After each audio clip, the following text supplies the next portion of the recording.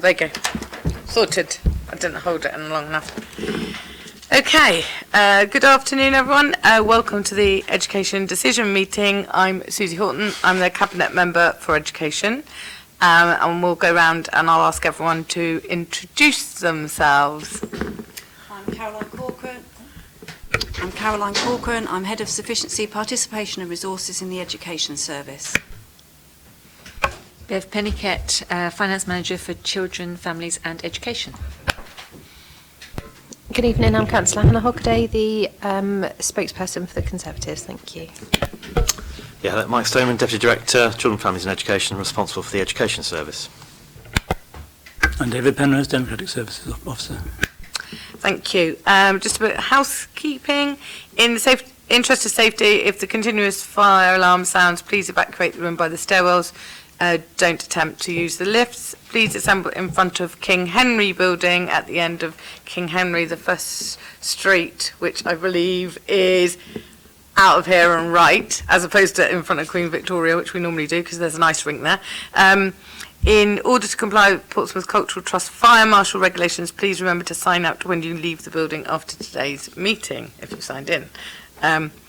May I draw everyone's attention to the fact that this meeting will be live streamed from a camera at a fixed location at the back of the meeting room, and the recording will be on the Council's website. Members of the public are also permitted to record the meeting on the understanding that it neither disrupts the meeting, etc., but there's no members of the public. Finally, may I ask everyone to use the microphones provided when they are speaking. Thank you. So, are there any apologies for absence? None. No apologies for absence. Does anyone have any declaration of interest? That's that. So we'll come to item 3, which is the Education Budget Monitoring Report for the second quarter 2018-19, and I will hand over to Bev. Thank you.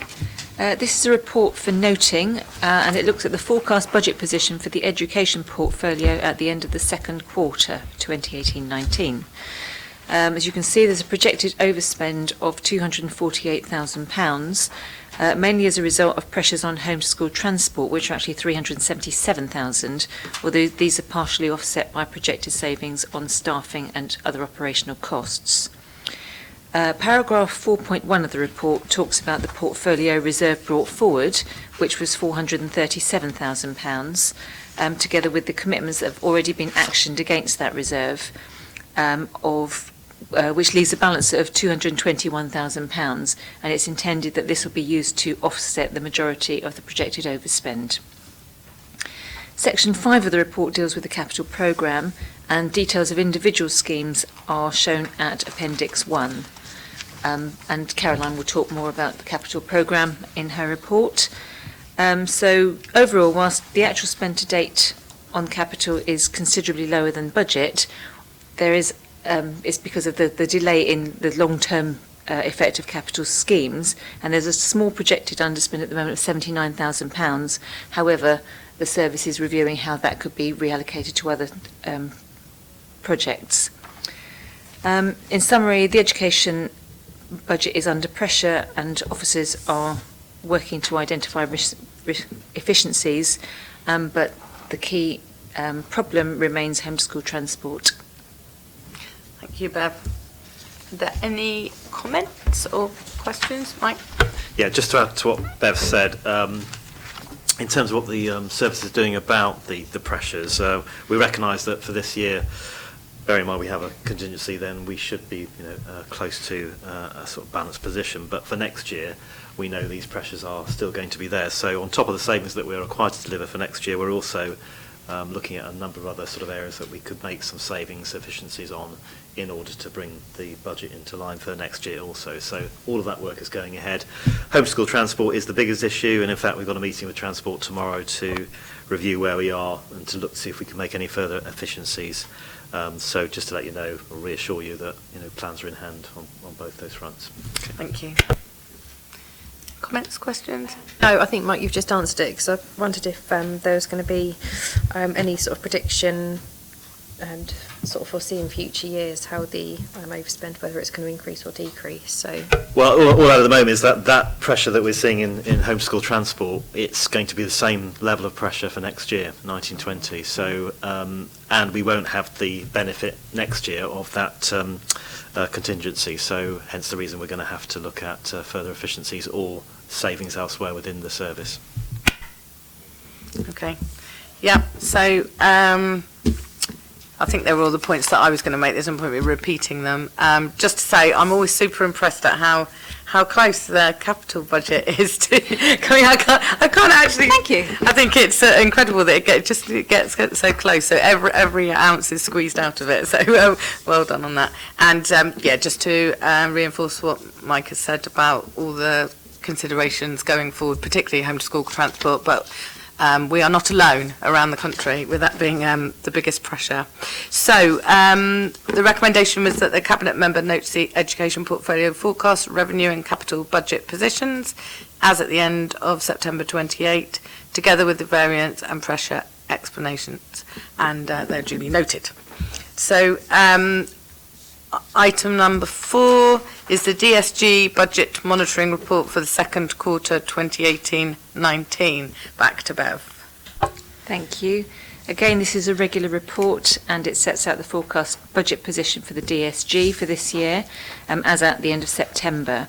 The report is mostly for noting, but we are seeking some approvals, and that's about adjusting the DSG budgets to reflect the changes in the early years budgets and the DSG allocation following publication of the early years census in January 2018.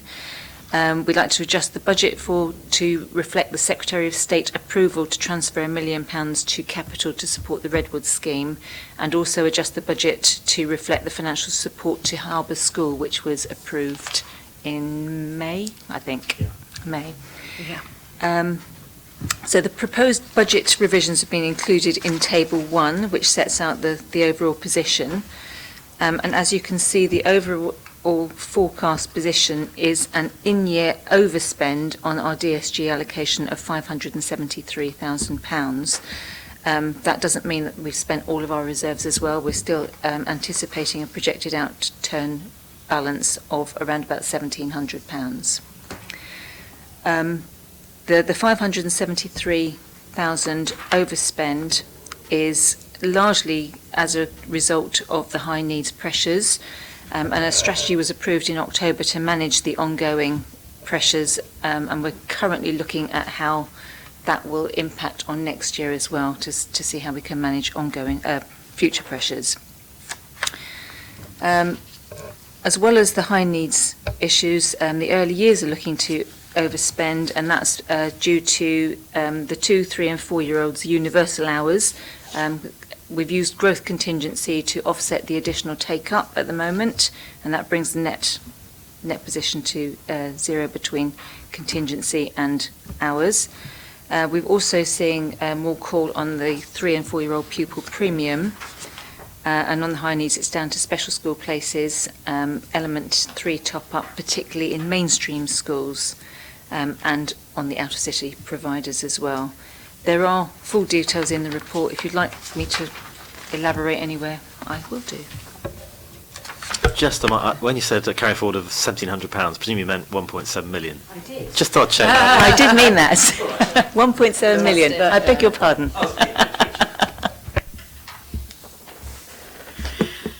Are there any comments from you, Mike, about this? No. Hannah? No. My only question was just a clarification, really. The early years one, so there was this variance, that's doing numbers, isn't it, and the time that they come in, and that was offset through using other money from... Yes, we have sort of budgets within the budget. It's set out, the early years is on page 13. Yeah, so it's table 2, and it shows you that, so for example, for 2-year-olds, yeah, because of the numbers and the places, we've overspent by 23,000, yeah, but we do hold a contingency to mop up any overspends, yeah, in that area. So that's why overall the 2-year-olds are within their budget, and the same for the 3 and Yeah. 4-year-olds. As you can see, the hours are showing £331,000 more than we budgeted for, Yeah. but we do hold a contingency. So we've used that to And the mop up. pupil premium one, presumably you can't, it's very difficult to predict that, so, in the early years. Yes. And so therefore that same amount of money, that 25,000, came from the same. The overall, yeah. Okay, just checking. That was my main question. Okay, if there's no other questions, this recommends that the Cabinet member notes the forecast year-end budget position for the DSG as 30th September 2018, together with the associated explanations contained within this report, which are noted, and approve the necessary adjustments to the DSG to reflect the early years budgets, as we've just explained. The adjustment to the DSG to reflect the decision by the Secretary of State to approve the transfer of £1 million to capital to support the development of Redwood Park School, and an adjustment to the DSG to reflect the decision to support the Harbour School in May 2018. It's probably worth saying there that those last two have been well rehearsed in many, many meetings. It's not that we've suddenly just transferred over £1 million as a result of a couple of minutes conversation. So that's all been in the pipeline for a long time. So, okay. So number 5 is the school modernisation programme for the second quarter. Yes, so Over to this Caroline. is our standard quarterly report which updates you on any urgent school condition projects that have been undertaken and where we are with secondary school sufficiency schemes and special school sufficiency schemes which are required to meet the needs of children within the city. If we start with condition, since the last quarter, 3 of the condition projects from the 2017-18 programme have now been completed, so we only have 1 live condition project remaining from 2017-18, which is being completed in phases to minimise disruption to the school and at the school's request. That's expected to be completed by March 2019. From the 2018-19 programme, this year we've had 17 urgent matters that have been addressed. There were 10 at the start of the year. We have had 4 that we've reported in previous reports since the start of the financial year. And in the current report, there are 3, not 2 as it says in the text actually, but there are 3 further condition projects which have been commissioned. So that's 17 in 2018-19 programme. Of those, only 6 are now remaining, and in fact, the one that talks about replacing the boiler at Harbour Tipner has now been completed since the report was submitted. So in terms of condition, works there progressing at some speed now to get those completed, because we only undertake condition works where they are absolutely necessary. It is worth mentioning under 3.5, I've reflected that Copner Primary has a boiler issue there and the existing system is failing and coming to the end of its working life. In fact, we are investigating issues there today which indicate that the feasibility study is now completed, but indicate that the works that we need to do need to commence as a matter of urgency, and we're liaising with the school and our mechanical and electrical engineers to do that, not least of which because that school is the largest primary school in the city and we're just entering the winter period, and it's essential that we make sure that there's enough heating in the school for the winter. Moving on to secondary sufficiency schemes, we have the schemes that we've been reporting for some time now, Admiral Lord Nelson, Charter and Portsmouth Academy.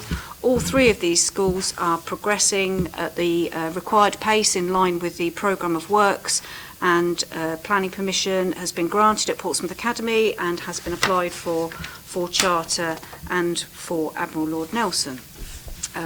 The project board meetings with those 3 sites are very harmonious, and it's really progressing well. In terms of special school sufficiency schemes, we have a scheme at Cliffdale Academy, which is due to be completed by February 2019. And we're also doing phase 2 of works at the Willows Centre for Children. And in fact, the Redwood Park Academy, we mentioned earlier about the additional funding that's gone in there. We were already working on phase 1 for Redwood Park, but the 1 million that Bev made reference to in her report allows us to do the second phase of the report, which is installing a lift and some refurbishment works. And we anticipate all of the special school provision there that we've talked about being completed before September 2019. So that is what we're working on at the moment. And again, the relationships with the special schools and the project boards that we hold with them are harmonious, and everybody seems very satisfied with the progress that we're making working in partnership with them. That's good. Excellent. Would you like to make any comments, mate? Not really, no. Just to say that, yeah, as Caroline said, they're progressing really well. You know, we're delighted to see the Secretary of State approval for the Redwood Park Academy Phase 2. So, no, all on track, and credit to everybody involved. Yeah. Okay. There isn't much to add. I mean, regarding Copner Primary, there won't be any disruption to the school replacing the boiler. Do you think it'll still be adequately heated, as we are going in now to quite a cold snap? Yes. In terms of replacing the boilers, it's not something that can be done immediately, but we can certainly make sure that there is temporary heating available in the school, and we're looking to accelerate the speed of which the boilers are replaced. There's actually 4 boilers in that school, it's not just one boiler, and it links into pipework, so there's a pipework distribution issue to resolve as well. But we're hopeful that the entirety of the new system will be in place by February half term, which is probably the earliest we can get it done, and in the meantime we'll be supporting the school to make sure the school stays warm. There is some heating coming out of the current boilers, but it is quite limited, and it's not at the level that they need to make it comfortable for the children. So just some work to do there to support the school over the next couple of months and get them over the winter period. But hopefully everything will be in place by February half term. So if we get snow or cold weather like we did last year, that was later in the season, you know, they should have full heating by then. Okay, I don't think I have anything to add to that full and positive report. It says recommendations that the Cabinet member notes the progress of the school modernisation urgent conditions projects and the secondary school sufficiency projects, which are duly noted. Thank you very much to everyone involved.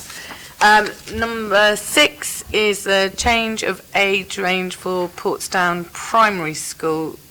So previously we brought a paper which explained that the school was seeking to undertake a change of age range at the school. The reasons are outlined in the paper and will not affect the excellent quality of provision that takes place at that school. But it relates to a structural change that will allow the school and its governing body to operate more effectively. At the time, you agreed for us to go out to consultation. We've undertaken the consultation process, and no comments on this proposal have been received, and therefore we recommend that the proposal is approved. Thank you very much. Usually when no one responds, that means that most people are content.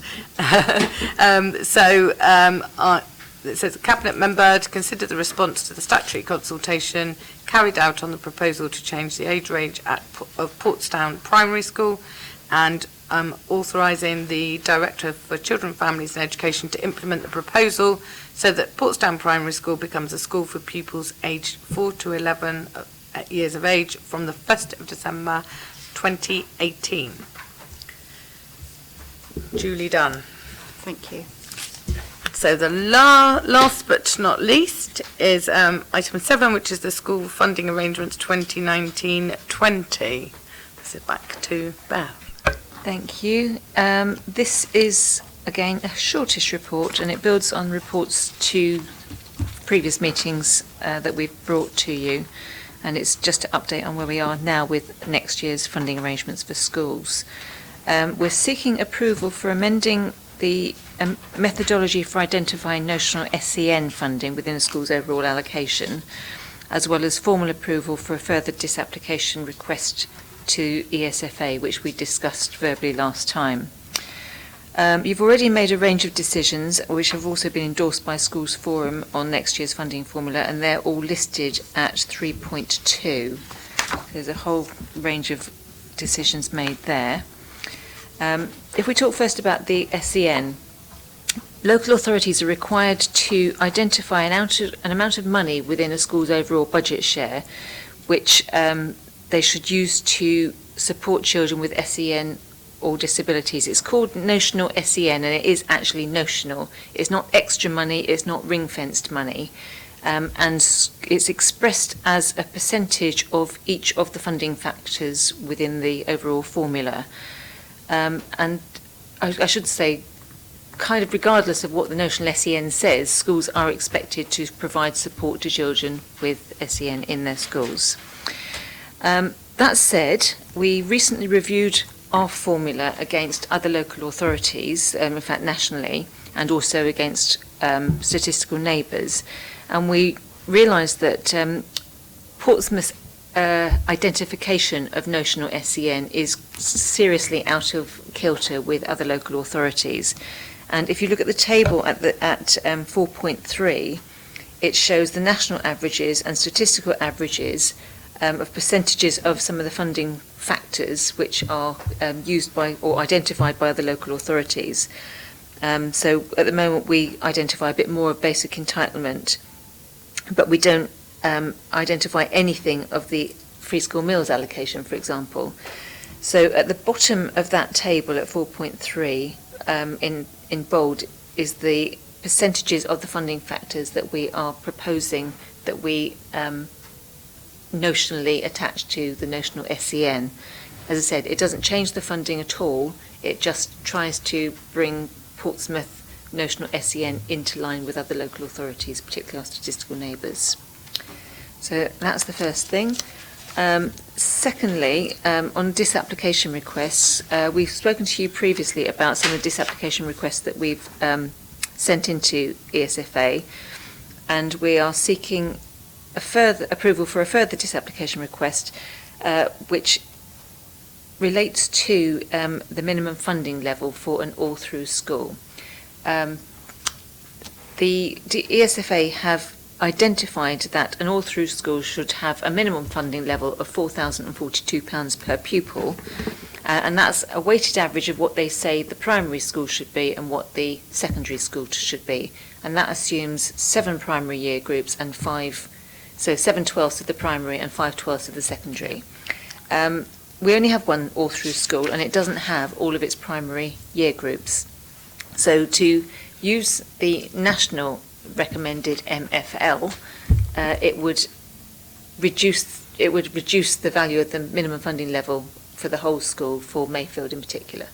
So therefore we have proposed that to ESFA that we actually calculate our own MFL, which meets the characteristics of the school, which I think is 5 primary and 5 secondary years. So that's that, and that's all there is. Okay. Any comments or questions? Anyone? Can I just ask about the formula factor with the SEN? Yes. If it's notional, it doesn't make any difference. Is there any reason why we had 0% for free school meals before and other places had 23? Yes, there is. I'm glad you asked that. You're not really, are you? I'm just curious, really. I guess it doesn't make any difference to the amount of money, but I'm trying to see the purpose. It's because previously, up until last year, local authorities had a choice. They could use FSM or FSM6. And we used FSM6, and it had 16% attached to it. And when we last year we could use FSM as well as FSM6. We might have been the year before, so we implemented the new factor, but we possibly forgot to identify any of it as being national SEN. I see. And by changing that up, apart from making us similar to other people, statistical neighbours and national, is there any scenario where that would change the amount of money that anyone, if it's all contained within it the funding? It absolutely anyway? will not change the funding. It can be used, I guess, as a discussion point. As a measurement. We could use it. I just wondered why well, I was trying to imagine a scenario where the breakdown of it might be useful, but it seems to me that it's just about tidying things up, yeah? It is about Yeah. tidying things. I think the original intention when notional SEN was first thought about by the government was to hammer home to schools that actually they had responsibility for the lower level of need, and therefore it was identified as you've got this within your overall budget. Yeah. So it is a It talking doesn't point. really do anything anymore, but it just, we felt that we should bring ourselves more in line with the national picture. Thank you.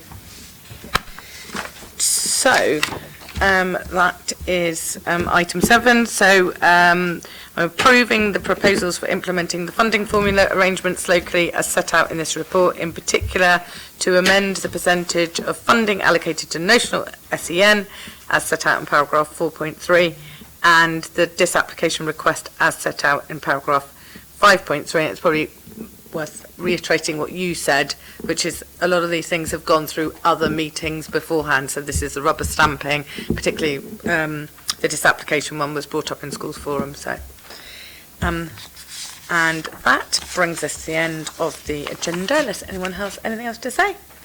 Nope. Thank you very much, everybody.